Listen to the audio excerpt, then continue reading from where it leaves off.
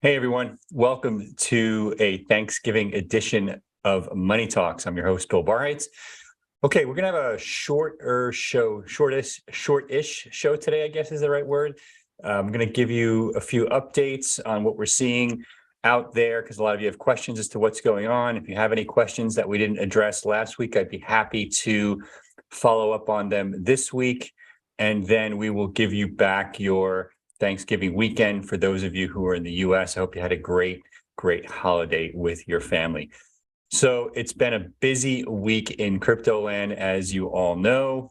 We've been trying to update everyone in real time, and it's hard because there's a lot of conflicting news out there. And but those of you who work directly with your Abra sales team, you've obviously been in touch with your team pretty much daily, and you probably have a good sense of what's going on from them. And obviously they're here for you anytime. I'm going to I've got a couple of notes here on things that are probably most interesting to all of you. I'm guessing if you're on crypto Twitter, you know a lot of this, but I know some of you aren't. Probably the most important news from yesterday was that Binance said they had deployed $1 billion.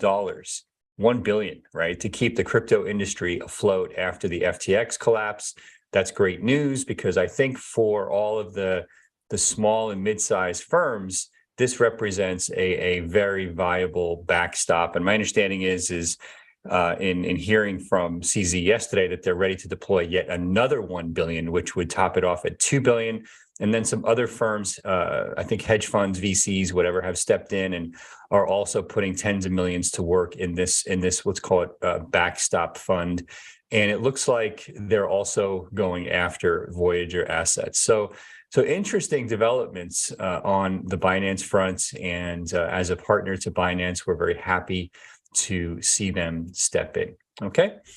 So we'll talk more about Binance and what's going on in this whole FTX saga in coming weeks. I've been preparing notes. I'm going to be doing a podcast with Peter Diamandis on FTX and what happened there in the next few days, and I'm going to dig in. But this is not the place for that. But I'm happy to answer any questions you have, and we'll come back to this. We'll come back to this in a few minutes if you have any questions.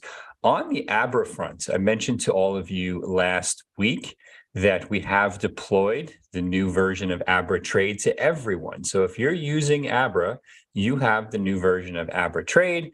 You have the new version of I'm looking at it right now. That's why I'm looking down. You have I have the new version of our price protection feature, which eliminates slippage.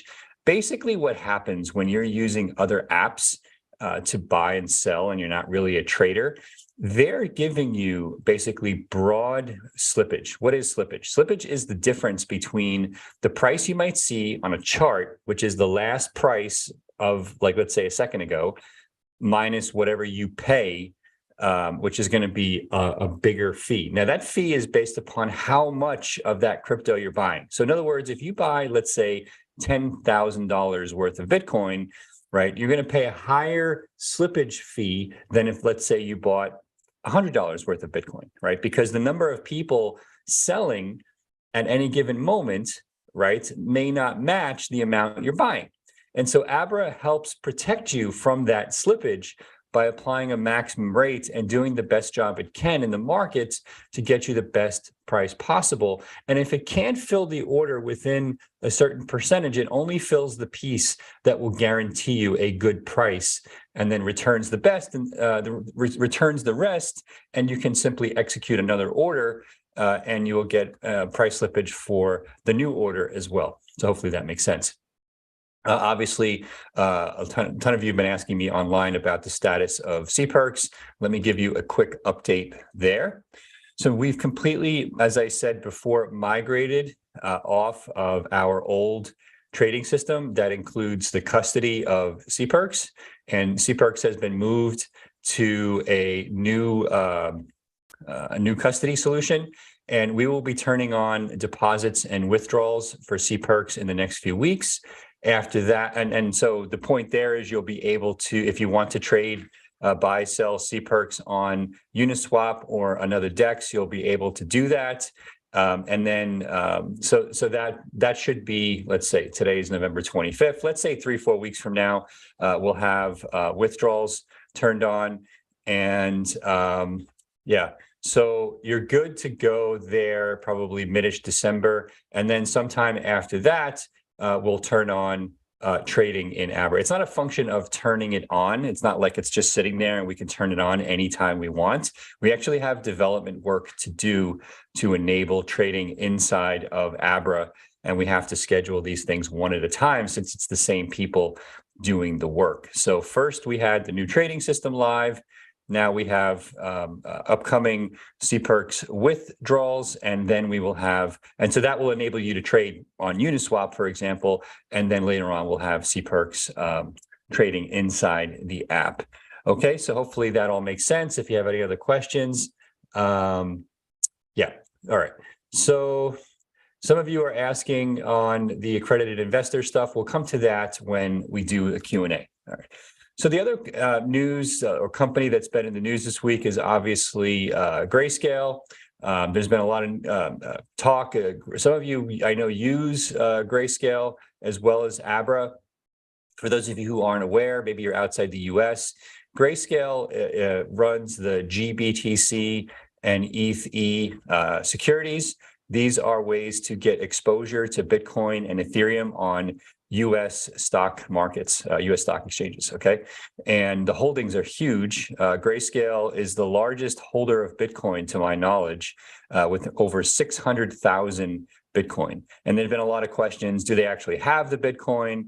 And it turns out that they do. Coinbase Custody is the custodian for said Bitcoin, and they came out and confirmed that the funds for GBTC are being held in cold storage. And that seemed to allay most folks' fears. And let's see. So yeah, a company called OXT published an analysis where they used public addresses and forensics, and basically were able to track, certainly the first half of the holdings, and they're working on the rest. But Coinbase, as a public company that reports into the SEC, and obviously working with Grayscale, which is a SEC registered product, has confirmed that the Bitcoin is there. So that's obviously great news. I don't know that that was really, by those in the know, I don't think that was much in doubt, but everybody's kind of very fearful right now. And so I think people were, people were a little concerned there. And obviously the other company owned by the same company, owned by DCG, so Grayscale is one half and then Genesis is the other half. Let me explain to you what's going on with Genesis and where I think we are. Genesis is one of the, probably the largest, what we call prime broker in crypto. And it's part of, as I said, the DCG portfolio. DCG happens to have been a very early, one of the first actually investors in Abra years ago. And Genesis plays a pretty big role in enabling large institutions to access and manage risk in crypto. And, the question is, what's going on with Genesis since they've been in the news? All right, so a little bit of background. Genesis is what we call a prime broker. Abra also effectively runs a prime broker. And a prime broker is basically a dealer, in the case of crypto, that provides a few core functions. One, custody assets. So obviously we do that for some of our institutional counterparties, just like we do for all of you. We provide over-the-counter trading. That's the ability to buy, sell, assets not listed on exchanges and do block trades. So in other words, a block trade might be, hey, I want to buy $5 million worth of Bitcoin. And I don't want to do it on an exchange because remember I talked about slippage, and the slippage on $5 million is going to be enormous. I don't want to move the market. So over-the-counter trade will allow me to set a price and potentially not move the market. All right. And then of course they extend credit, which in English means they're lending and or potentially borrowing even as well. And Abra does all three with our institutional counterparties, as does Genesis. So a prime broker is not that dissimilar from your own brokerage. If you happen to be using a brokerage, you can, as I said, buy, sell, borrow, go short, hedge, enter a derivative position, and the broker charges a simple transaction fee. And if it's an equities dealer, they might be regulated as a broker dealer. We don't deal in securities unless it's with institutions, so we're doing that. So what are the differences, right? A traditional prime broker faces off with large, sophisticated institutions, hedge funds, institutions, sovereign wealth funds, large family offices, even governments, right? And so those would be the likes of Goldman Sachs, Morgan Stanley, Merrill Lynch, et cetera, et cetera. Traditional prime brokerages offer access to listed securities, et cetera. Anyway, so I think you get the point. All right. And so these prime brokers, benefit from what we call an interdealer market. The prime broker can lay off risk by selling or buying to another dealer. The over-the-counter desk seeks to run what we call a matched book. A matched book basically means that every position has an offsetting position with another counterparty. In practice, the match book and over-the-counter products never truly exists. There's always a bit of a discrepancy at a minimum, and sometimes they may take directional bets. We don't, as a rule, but some do. Look at Alameda as an example of maybe one reason why you might not want to be in that business. And clients expect the dealer to often make a market where the dealer is temporarily taking a side of the trade until they can hopefully find another party to take the other leg. You've probably heard of a market maker, and that's often what a market maker is doing. All right. So let's see. So Genesis, as I said, they were one of the pioneering primes or prime brokers in crypto. It doesn't benefit from the liquidity standards, interdealer relationships, and deposit facing that traditional prime brokers enjoy, which has two pretty big implications, right? So the first is that Genesis must seek to match the duration of its assets with its liabilities. Abra does the same thing. Anybody who's lending in crypto does the same thing. What does duration matching mean? You've heard me talk about risk management and lending many times. Duration management means that if I'm lending to someone and I'm borrowing from other people, you want the average length of those lendings and borrowings to actually match up to a large degree. Okay, either at average or with a minimal standard deviation, so that if there's lots of withdrawals, you don't have to worry about longer term loans making yourself illiquid, which seems to have been part of the problem that has plagued Genesis the past few days. Meaning, for the most part, it does seem like the loans are there, in this case, the assets, but they have a duration mismatch, which is that, the borrow contracts have a shorter duration than the loan contracts. Okay, and it's what's plagued a few others in our space, and it's kind of risk management 101, meaning it's one of the basics that you look at when you're dealing with a prime business like this that doesn't have a market backstop. Okay, a bank, which is a bank-backed prime broker, can tolerate the mismatch. It has FDIC insurance, a lender of last resort, liquid markets. A prime broker doesn't have those things, so it needs to manage duration itself. Okay, so hopefully that all makes sense. All right, so we'll see what happens. It looks like DCG and Genesis. Look, I have no insights. Things could go south tomorrow. I really don't know, but it looks like, from what I'm hearing, that they're going to be able to come out of this cleanly and fill the kind of duration mismatch that they have, and that would be fantastic news, for the space, right? And so, the alternative, of course, would be that Genesis files for bankruptcy. I don't expect that to happen. And again, given that they have the assets, it doesn't really make sense, but I don't have all the details. All right. Somebody's asking me, actually, I'm going to hold off on that for a second. So now, as I said, I'm not going to spend a lot of time on FTX today. You've all been reading about it in the news. It's insane. More and more details are coming out about how poorly this business was run. We'll see if this guy ends up in jail or what the deal is. Several members of Congress are investigating not only what's going on with FTX, but they're investigating different regulators who were supposed to be overseeing their activities. Now, what's interesting is that it looks like the U.S. organizations, meaning they have FTX.US, they had this Ledger X product, which is their futures market. Those products, those services were all solvent because they were being overseen by U.S. regulators. That's really interesting. Like, let me state that again. The international organization based in, I think, the Bahamas, which tends to have loose restrictions, right? One of the reasons we didn't choose the Bahamas for Abra was we felt that the regulations were too loose.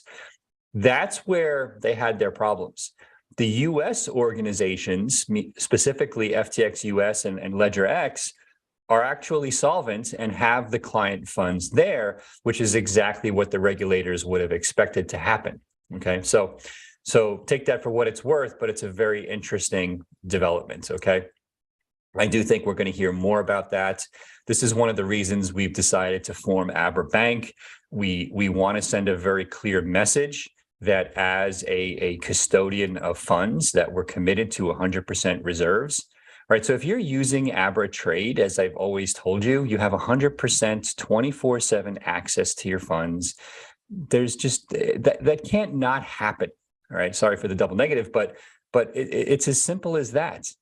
Right. Somebody like a Coinbase or an Abra or a Binance, for the funds that are held in trading accounts. Obviously, if you're staking ETH to earn yield, you don't have access to the ETH in real time, but you've agreed to that when you staked it. That's different. Okay. Anyway, so we'll see. But like I said, it looks like, you know, the Coinbase and Binance, I know Abra in particular, when it comes to Abra Trade, you've got 24/7 access, full reserve model, and you know, if you want to withdraw your funds from Abra Trade, you're good to go. Now, Abra Earn or Abra Boost now is obviously different. If you're staking, right, you're actually earning yield from staking, which is putting up your Ether in an Ethereum in a smart contract in order to earn more ETH.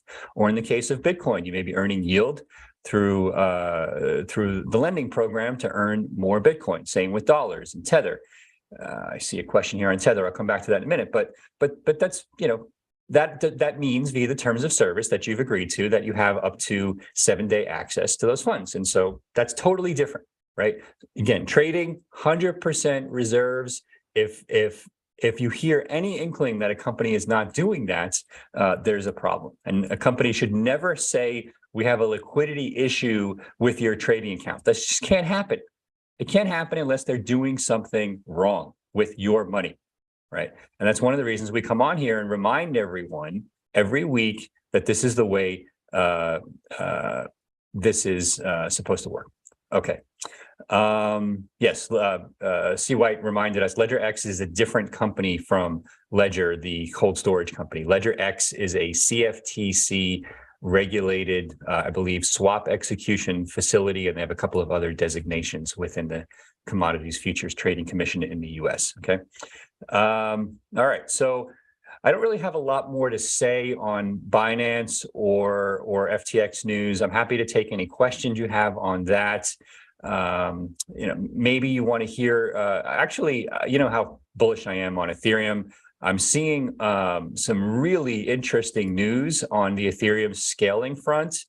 And I know it may not be as important to you, super important to me. I think, as you know, I'm really bullish on Ethereum.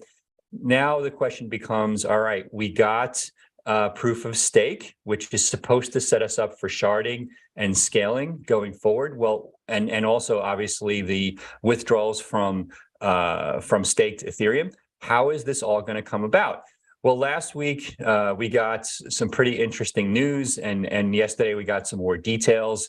Ethereum core devs are moving forward with this new plan called EIP, which is Ethereum Improvement Proposal, I believe, and this new one, number 4844.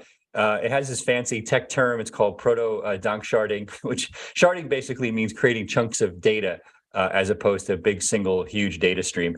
Anyway, if everything goes as planned, this new sharding feature is going to be deployed on Ethereum sometime next year. And yeah, and it's supposed to be rolled out either at the same time as staking withdrawals or soon after staking withdrawals. I have a feeling it'll be after, but we'll see. I believe that withdrawals will have to come first. Otherwise, they're going to have a mutiny on their hands from the community because they promised to do it, and I'm sure they will. Anyway, so this whole sharding thing aims to improve the scalability of Ethereum. And obviously you've heard of layer 2, right? Which is things like, rollups and whatnot. But this will actually even improve how the rollups and other layer 2 solutions work. And it will basically introduce a new format they call shard blob transactions. And it sounds ridiculous, but what it is basically allows for off-chain data to be stored and accessed by Ethereum nodes temporarily, which addresses scaling needs of blockchain apps, because traditionally Ethereum cannot access off-chain data. That's pretty cool. So this feature is intended to make Ethereum even cheaper when using these rollup solutions like Optimism or Arbitrum, and where the transactions are already live 5 to 10 times cheaper than just working at the Ethereum base layer. And that's in addition to the on-chain sharding that supposedly is being worked on as well. All right, so that's great news for Ethereum. Bitcoin wasn't going to be undone. Bitcoin 0.24 was released. I believe it was yesterday, as a matter of fact. So great news on the Bitcoin front. RBF replaced by fee. If you use Bitcoin, maybe you've heard of RBF in the past.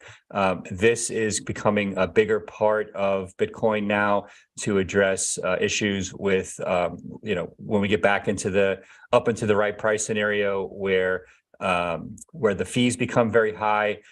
People who might put a lower fee into their block mining. Sorry, I just did a brain freeze. Into the mempool will now be able to replace that as a standard with a replace by fee. It's an option for miners, but it looks like most are going to accept it. And so I'll just from the release notes, the Bitcoin Core 24 includes an option for users to apply full replace by fee logic.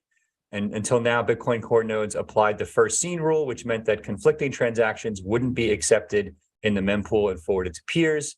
With this release, users can choose to make their nodes accept and forward conflicting transactions if they include a higher fee.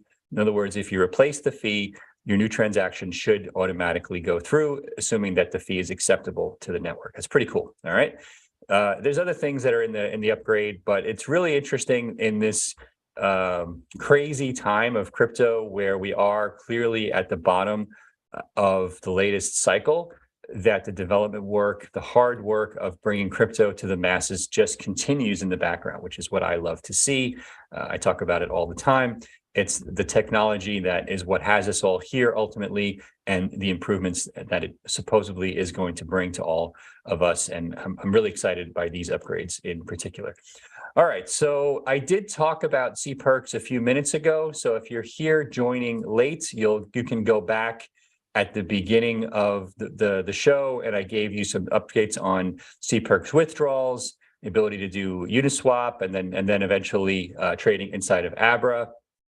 And please go back and watch that. I'm not going to read it all again. I'm already at 25 minutes past the hour. I was intending to do a quick 30-minute show today, given that it's the Abra team is actually off. We're appreciative that they decided to support us with a short Thanksgiving Day special for all of you, just to keep the communication lines going. And if you have any specific questions, I'm happy to address them. Otherwise, I'm gonna end this in about 5 minutes. All right. All right. So will limit buy sell be coming as well? Yes, it will. So that's something that's being worked on. That'll come most likely in Q1. Actually, it will come in Q1. So I'm not going to give you an exact date because I've been screwing those dates up. So we'll just say it's coming, right, as we promised. And so I love the way the new Abra trade feature works. I'm getting lower spreads. I'm getting lower fees. I've been buying Bitcoin, and it's so much better now, and I really like it a lot. And so this year of work that's gone into all of this has been well worth the effort. DJ reminding me, when is the Abra swag? DJ, I guess you're looking at the hat. So we did look into it, and we are going to figure out a swag solution in Q1. We'll probably turn on the store again, and then maybe we'll do some giveaways on some swag giveaways on Money Talk, some hats, some shirts, some hoodies. I'm a hoodie guy, as you can tell. I love my Abra hoodie. So we'll work on a swag solution. coming into the new year. And so the team did look into it, and we should be able to do it for you. Oh, yes, I promised to get back to Tether. Somebody asked my thoughts on Tether long term. My take is that you might see price spikes up or down with Tether, but I believe that the assets are there, and I have no reason to believe otherwise. I talked to the Tether team myself. Now, Abra itself doesn't use Tether for any of our own internal functions. Some of you hold Tether, which is totally fine. You stake Tether on Abra Boost, you use Tether for trading, for moving cash in and out. Totally fine. We support Tether. We like the project. Always been very bullish on how it works, et cetera, et cetera.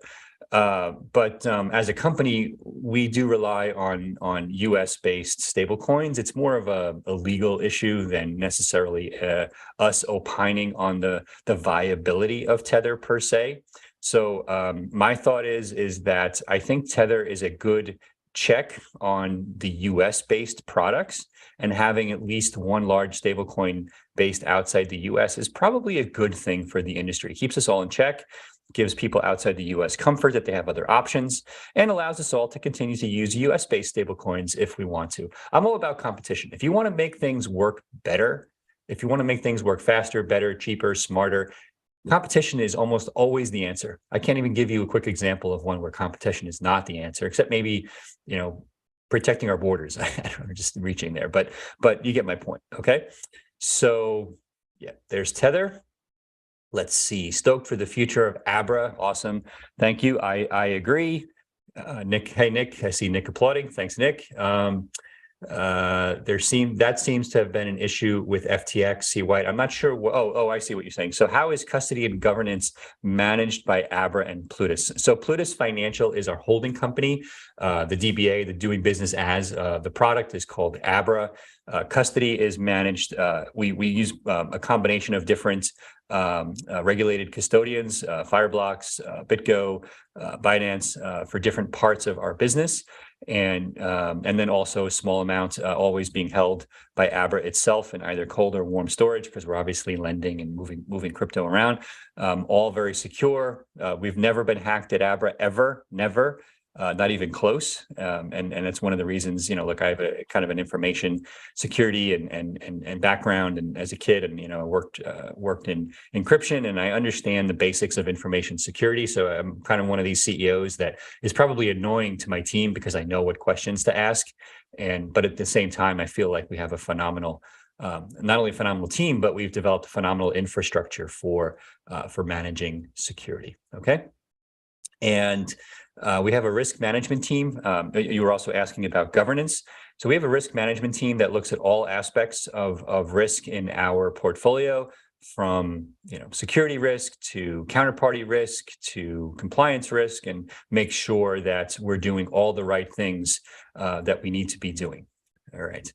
So we are going to be slow rolling the NFT capabilities in the next few weeks. What that means is that we're going to have some early access availability to the product, and then over a few weeks we'll be launching it to everyone. It's without a doubt one of the coolest things we've ever done at Abra. You've seen the demos. It's still online. And the NFT product, the Amex product, which we're now going to start testing, all looking very, very good. Excuse me, I'm a little hoarse. So so NFTs are coming. The Web3 wallet is coming, and you will start seeing some demos of that very, very soon. And I will take one more question and then end my quick.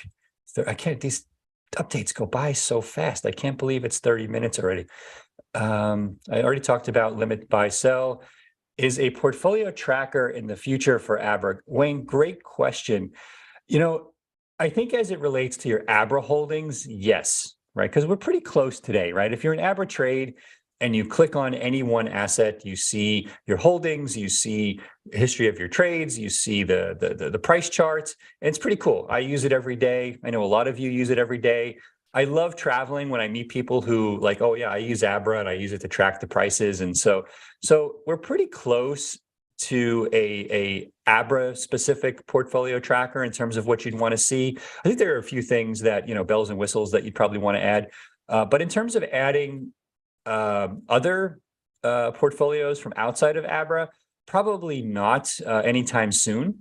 Our users haven't really been asking for that, but if I have that wrong, please let me know, and we're very open to all ideas. Okay. I'm seeing some thank you notes across the different platforms. Oh, by the way, so if you're watching on, especially on YouTube, you got to smash the like button, smash the subscribe button. I'm not seeing all of you do that, and that's got to be the price of admission. I'm going to start making this subscriber only and making sure that you guys are subscribed. Otherwise, I'm not going to let you in. So please click the subscribe button. I know many of you have been listening on the podcast. The podcast is a great format because you can listen on the go. We've got Apple, we've got Spotify, we've got even Google, and we post the link so that you can get access on any of these crazy platforms that are out there now. I think there's like 10 or so platforms beyond just YouTube, Twitter, Twitch, Facebook, et cetera, et cetera. All right. Let's see. So I'm going to stop there, 9:31 in California. Yeah, so thanks to the Abra team for doing this on a holiday. It is officially the Thanksgiving holiday, and we really appreciate their support in coming in and doing this. And it means a lot to us to be able to give you real-time updates on everything going on. I'll try, if I see any news online, to give some commentary. I've been pretty busy, so I haven't been on social media much the last week or so.